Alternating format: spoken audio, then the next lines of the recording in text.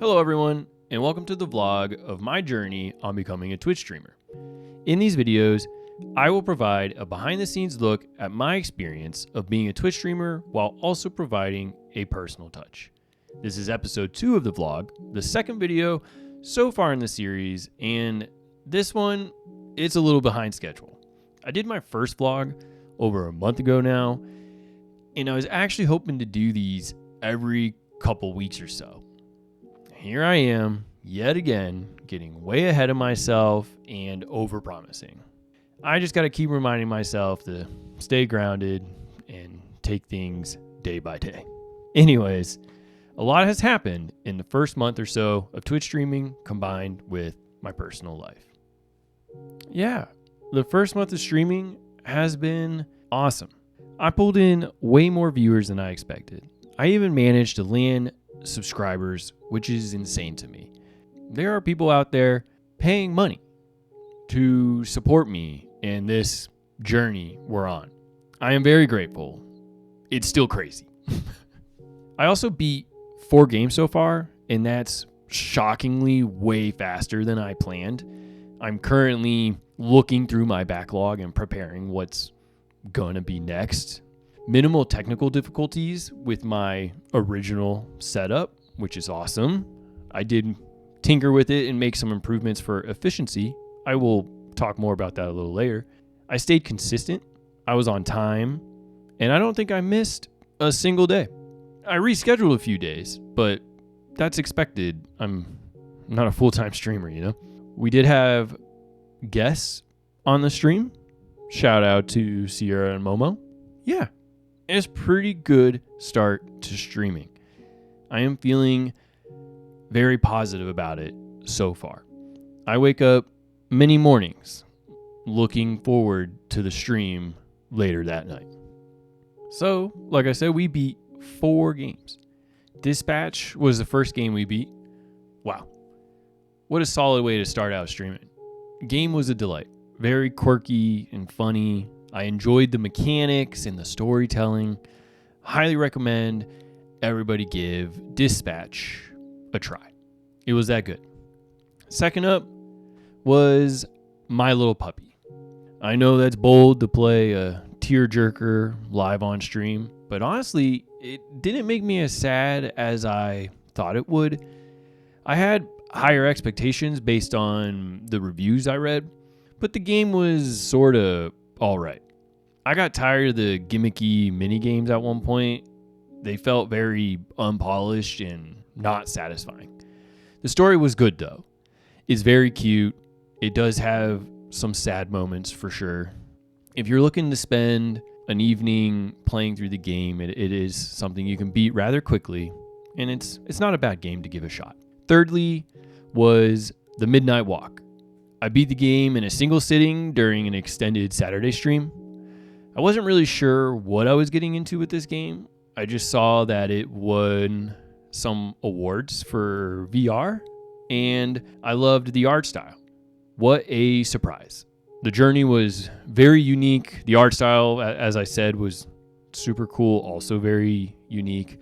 I loved all the stories and the underlying lessons being taught throughout the entire game. The ending, really the entire game, was very cinematic. The music is timed correctly and it's just awesome.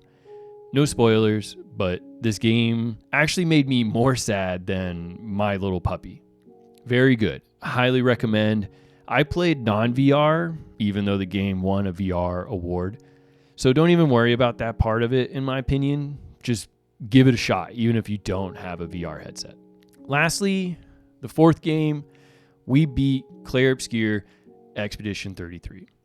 It's a bit different from all the other games because I beat all those games in either a single sitting or a couple sittings.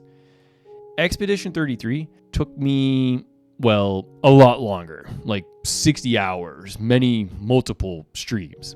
The game is obviously well known, won a bunch of awards, must play, etc. So obviously it was high on my list to check out, and yes, it's well worth it. Highly recommend. I'm now the probably 100th person you've heard recommend this game. Definitely give it a shot. My biggest suggestion, play with a controller. Do not be a stubborn keyboard mouse user like I was. Trust me, you will thank me later. With these few games under my belt, I did learn a lot about streaming. One of the bigger takeaways was the fact that playing story-driven games can be tough for the viewers.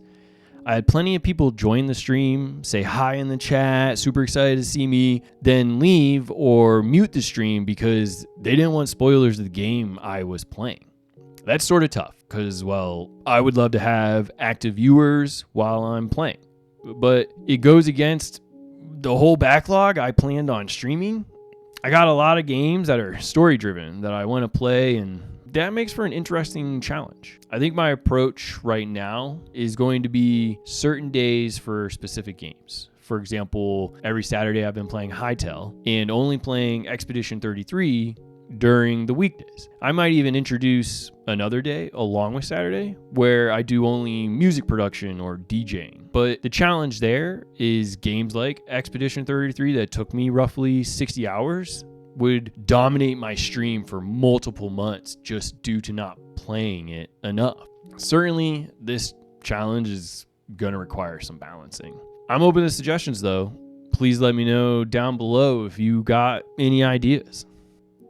Another challenge I've been having, though not really that big of a problem, but that's ending the stream on time. I get so caught up in the moment or find myself at an awkward point in the game that it's tough to just stop. For my own sanity, I don't want to end abruptly in the middle of a chapter or something. Still though, this has resulted in a few late nights and tiresome mornings, impacting the following day's stream energy as well. I gotta get better at the timing of ending the streams. Speaking of those great moments and getting caught up in them, I also keep forgetting to bookmark those moments. I gotta get better at that so I can quickly find those moments after stream, edit them out, capture them, and post them as like highlight reels / short form content for our Gen Z doom scrolling viewers. And yeah, about those reels, I still haven't posted any of that content on TikTok, YouTube, or Instagram. I read that's like the biggest way to grow your reach, so I was gonna hit that stuff hard. Well, it's actually really hard and time consuming to get that pipeline set up. I'm hoping once I get a few videos edited and posted, I find a groove and can more consistently hit those platforms. If only I had more time and... Oh yeah, let's talk about some of the changes behind the scenes. I ditched iMovie. Holy moly, what an awful experience. I just couldn't figure out the nuances of the software. It felt super clunky. I'm more familiar with archaic software like Sony Vegas.